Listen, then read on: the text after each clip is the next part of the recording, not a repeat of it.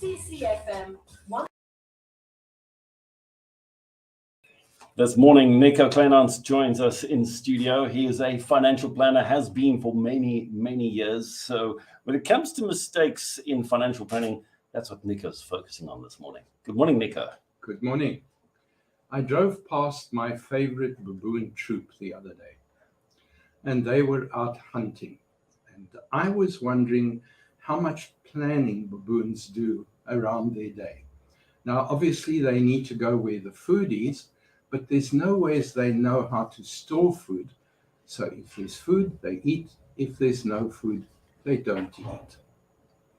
And then I thought, humans are similar to that because we often don't like to budget.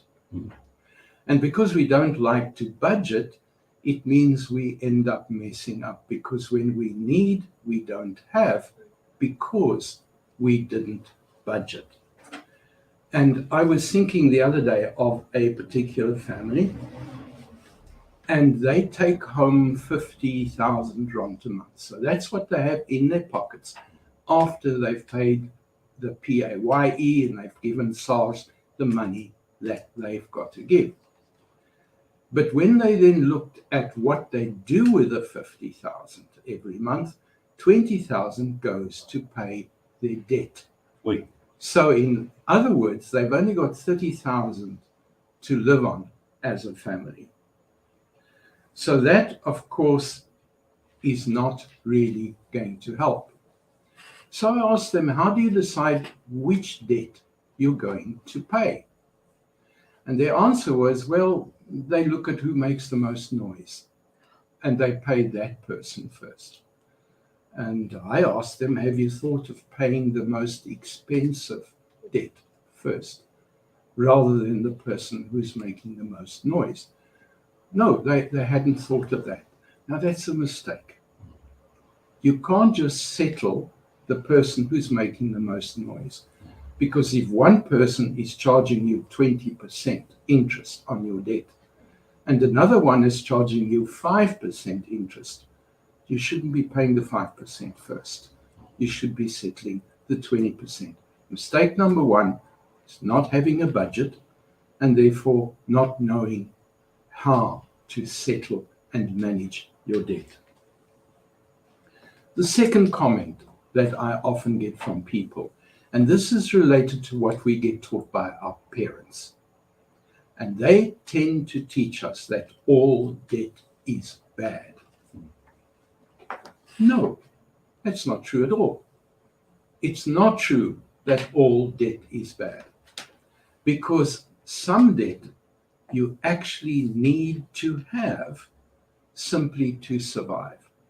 So the debt on your home loan is important, because if you settle that debt first, other debt, which is far more expensive, gets delayed.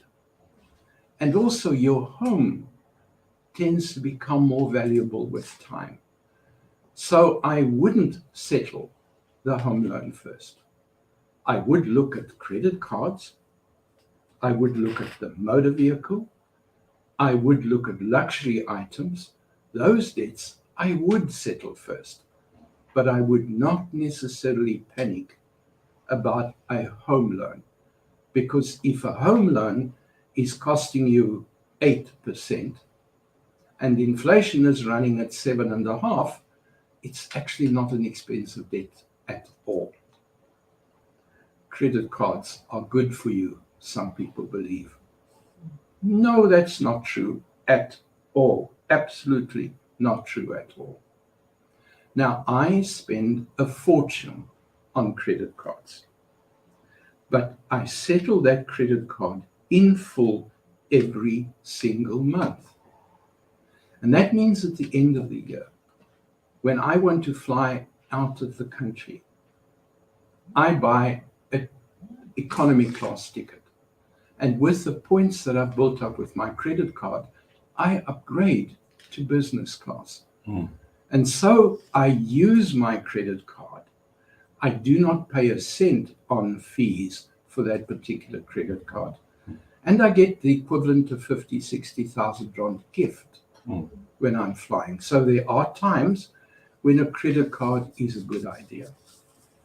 But it is not a good idea if you don't settle the outstanding balance in full.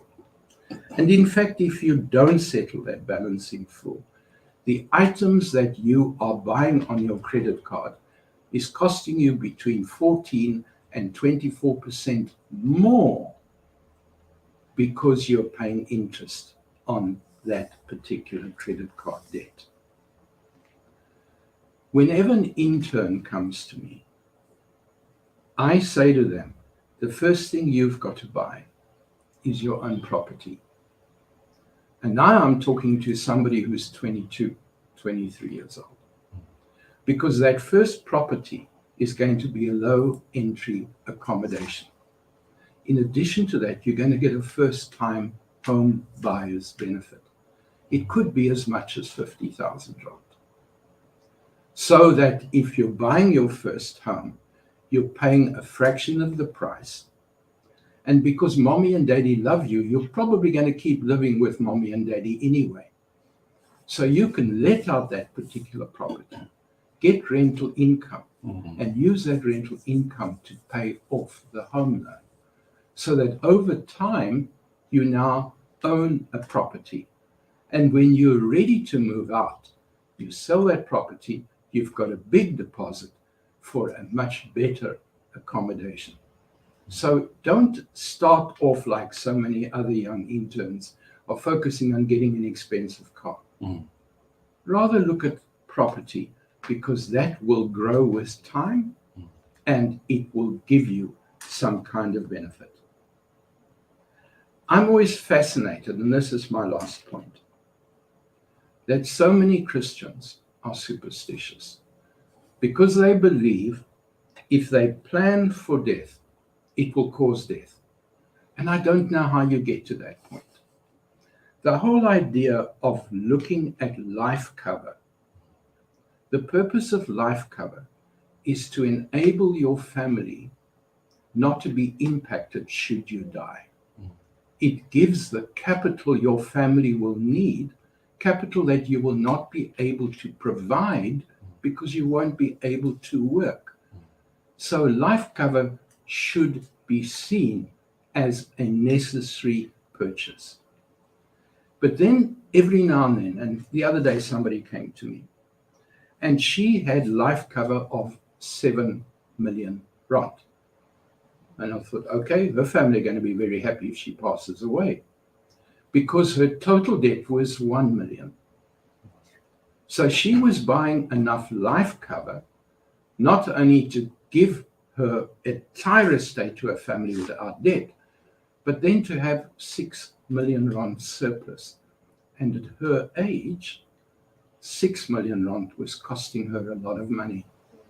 And her children were already in their 30s. She didn't need to provide that kind of cover. But when I looked a step further and I said, what will she get if she gets cancer? And what will she get if she becomes disabled? She will get 1 million rand. But she's still got debt of 1.1 million. So her whole package was structured for a family where the kids are 2 and 3 years old. And they're not. They haven't been for over 20 years. So she does need to re-look at what she is buying for her aunt, because in her case, she's overbuying because she's single right now. And even if she were to give her kids 6 million rand, SARS is going to say thank you, because they're going to get 25% of that money anyway. So folks, financial planning is important. It's not just about buying insurance. It's not just about buying RA. Make sure that your consultant is dealing with those issues that affect your lifestyle rather than their pocket. Thank you. Thank you so much, Nico Kleynhans. And if you've got questions, you can send an email to questions@northwood.co.za. Thank you.